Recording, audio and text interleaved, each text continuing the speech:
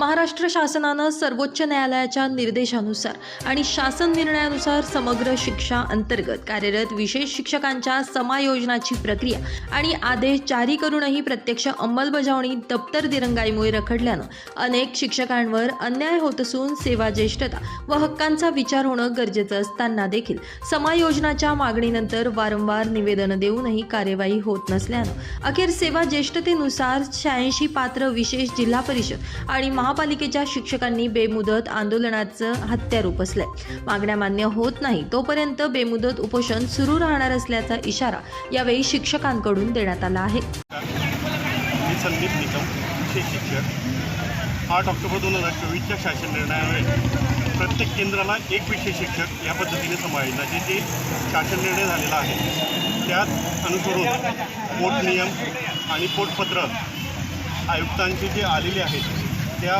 प्रपत्रांमध्ये अ, ब, क यानुसार जी सेवा ज्येष्ठता यादी लावलेली आहे या पद्धतीने प्रत्येक केंद्राला एक विशेष शिक्षक समायोजनाचे जे आदेश झालेले आहेत त्या 86 शिक्षकांची जी यादी प्राथमिक शिक्षणाधिकाऱ्यांनी जी लावलेली आहे त्या यादीला अनुसरूनच समायोजनाची प्रक्रिया राबवली गेली पाहिजे।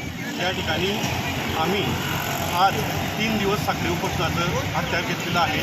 त्यानंतर बेमुदत उपोषण या ठिकाणी करणार आहोत। आपणामार्फत एकच विनंती आहे शासनासाठी की जे एक केंद्राला एक विशेष शिक्षक या पद्धतीने जी नियुक्तीची प्रक्रिया रखडलेली आहे ती तात्काळ राबवण्यात यावी आणि सेवा ज्येष्ठता जी यादी लावलेली 86 लोकांची त्या पद्धतीनेच ते समायोजनाची प्रक्रिया राबवली गेली पाहिजे। विशिष्ट लोकांना लाभ देण्यासाठी या ठिकाणी अधिकारी जी यादी डावलण्याचा प्रयत्न करत आहेत ते त्यांनी डावलू नये ही या ठिकाणी आपल्या सर्वांमार्फत विनंती करत आहोत।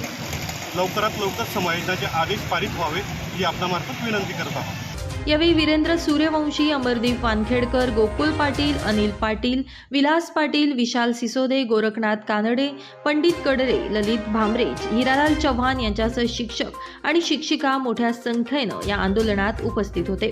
Bureau report, Lumbini news, Dhule.